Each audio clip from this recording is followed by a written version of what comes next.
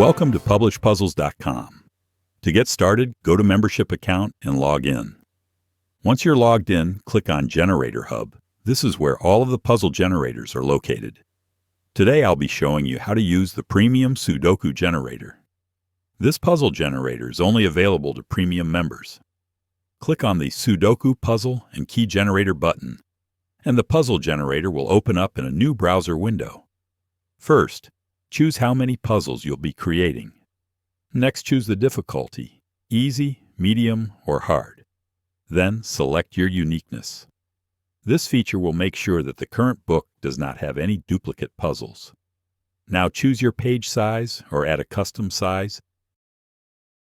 Then update your margins and add the inside gutter margin if you are publishing the book. Then click Generate.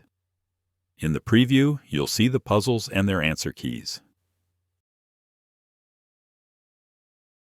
Finally, click the Print to PDF, and your puzzles and keys will prompt to print to PDF. You can then open them up in Adobe Reader.